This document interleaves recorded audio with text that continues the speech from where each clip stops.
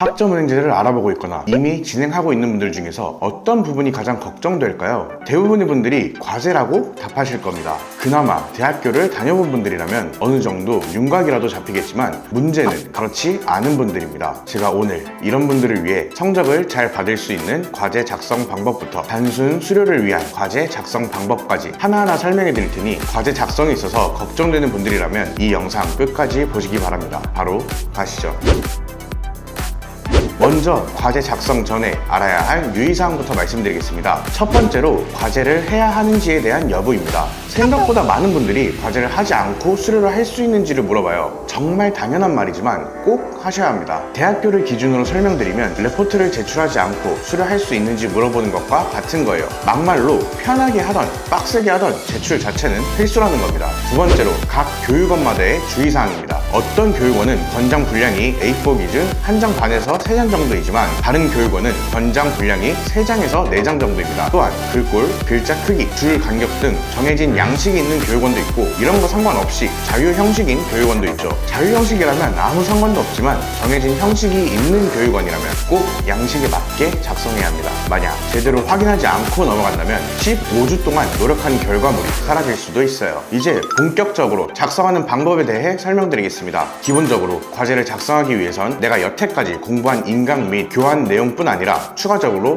KISS, RISS, 뉴스 검색, 구글 검색, 블로그 검색 등의 내용까지 알아보고 거기에 본인 생각을 추가해서 작성해야 합니다. 그럼 어떤 내용들을 작성해야 하는지 대충은 알았으니 서론, 본론, 결론, 참고 문헌 총 4 과정을 거쳐 작성하게 되는데 각 단계별로 어떻게 작성해야 하는지 설명드릴게요. 먼저 서론입니다. 서론은 연구 배경을 토대로 연구 목적 및 주제를 제시하는 것입니다. 보통 2가지식으로 작성하며 해당 주제에 맞게끔 사전적 정의, 사회적 배경, 학문적 배경 등을 5줄에서 10줄 사이로 간단하게 작성해 주시면 됩니다. 비중으로 따지면 전체 내용의 10% 정도라고 보시면 됩니다. 그 다음 본론입니다. 실질적으로 가장 중요한 부분이에요. 본론에서는 연구 목적을 탐구한 결과를 제시하는 것으로 먼저 목차부터 작성하는 게 좋습니다. 보통 목차는 2가지 방식으로 구성할 수 있는데 첫 번째로는 주제에 대한 세부적인 내용은 제외하고 바로 활성화 방안을 제시하는 방식입니다. 이렇게만 작성하더라도 본론에 대한 내용임을 인지할 수 있기 때문이죠. 보통은 과제 분량이 많지 않은 교육원에서 많이 작성하는 편입니다. 다음으로는 해당 주제에 대한 원인을 작성하고 그에 따른 활성화 방안을 작성하는 방법입니다. 왜 이렇게 되었는지 원인을 작성함에 따라 활성화 방안에 대한 타당한 근거가 뒷받침되기 때문에 더욱 전문적으로 보여질 수도 있죠. 위 방법 같은 경우에는 분량이 많은 교육원에 적용하면 좋은 방식입니다. 앞선 2 방식 중에서 어떤 방식으로 진행하던 해당 내용에 대한 근거가 되는 자료들은 함께 첨부하는 게 좋으며 본론에 대한 소제목의 경우 서술형 문장이나 추측성 표현, 의문형 표현, 너무 자극적인 표현으로 작성하는 게 아니라 어구 형태로 끝내는 게 좋습니다. 이렇게 소제목을 작성한다면 말하고자 하는 내용의 핵심만 전달할 수 있기 때문이죠. 작성 분량은 전체 기준 80% 정도의 분량으로 작성하는 게 가장 이상적입니다. 다음 결론입니다. 결론은 본문을 마무리하는 부분으로 서론에서 작성했던 연구 목적을 다시 한번 기재한 뒤에 본론을 요약한 내용과 마지막으로 위 내용을 알아보면서 내가 느낀 점을 작성해야 합니다. 이때 전체 비중의 10% 정도로 작성해야 하기 때문에 본문 요약을 길게 작성한다면 오히려 가독성이 떨어질 수도 있습니다. 그렇기 때문에 느낀 점, 본론 요약, 연구 목적 기재 순의 분량으로 작성하는 게 좋습니다. 마지막으로 참고 문헌입니다. 참고 문헌 같은 경우에는 해당 내용들을 어디서 가져왔는지를 기재하는 것입니다. 여기서 기재하지 않을 경우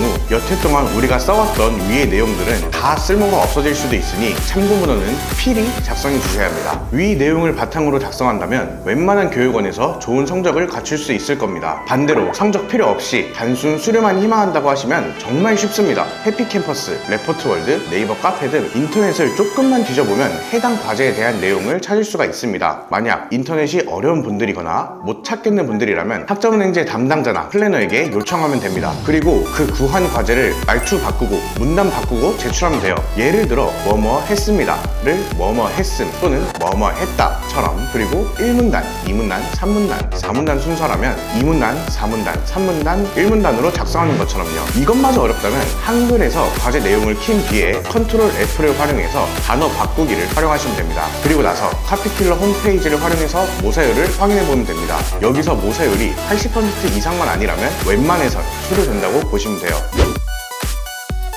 이렇게 학점은행제 과제 작성 방법에 대해 알아봤습니다. 어떤 목적인지에 따라 교육원, 시간 투자, 작성 과정이 달라지니 더욱 궁금한 부분이 있다면 아래 더보기란 고정 댓글 상담 링크를 활용해서 편하게 문의 주세요. 지금까지 학점의 정석이었습니다. 감사합니다.